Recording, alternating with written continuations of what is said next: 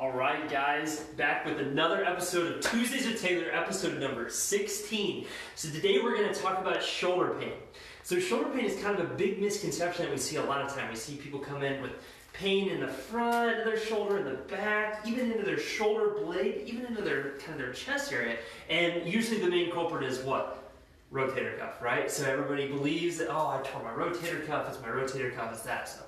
Now, it's not to say that we don't see rotator cuff injuries, but they're actually very far and few between, in all honesty, outside of trauma or outside of like an athletic event that kind of feels like a pop in their shoulder, that kind of stuff. But in all reality, there's a lot of different things can refer pain into our shoulder.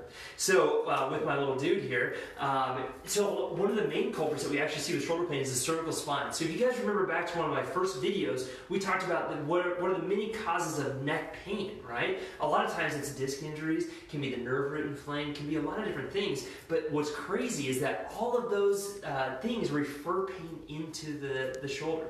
So it can be up here in the front of the shoulder, right? It can be in the back, it can be in the shoulder blade, all those types of things. But in a true rotator cuff injury, what we always find is weakness. So if you are having an inability to raise your arm up or it's intense pain, you maybe have a rotator cuff injury. But it's for kind of our expertise to determine what is actually your pain generating. So what we're going to do is, number one, we're going to rule out this cervical spine. We're going to make sure that there's no crazy referral pattern that's referring into your shoulder. We'll rule out any organic causes or any red flags that maybe determine you not to be in our office. And then we're going to try to determine exactly what's causing that pain. But what we find across all shoulder injuries is one common thing, and that's inability to stabilize our shoulder blade effectively. So that's why all the time, doesn't matter if they come in with just a little bit of shoulder pain, extreme shoulder pain, we're always going to look to see how we're stabilizing our shoulder blade. So if you come in a little bit closer, what's so important about all these muscles in the back here and in the front is that we have synergy between the front and the back of our shoulder.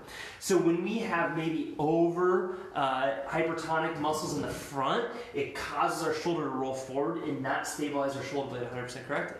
So what we're going to concentrate on is, number one, finding the pain generator, right? Number two, making sure that there's no little bit of instability here that maybe is developmental, maybe caused by trauma, etc., that is applying that pain and the overpressure into the front of our shoulder. So if you or someone you know has been told that you have a rotator cuff tear, that you have unresolved shoulder pain, or that you just have that nagging tension and tightness around your shoulder, come give us a try. I bet we'll have an answer for you. And if it's not with us, I guarantee we'll find someone that does. So I hope this sheds a little bit of light into how we maybe look at shoulder pains and how maybe it's not your rotator cuff that's causing that pain in your shoulder. So I hope you guys have a great night, and see you next time.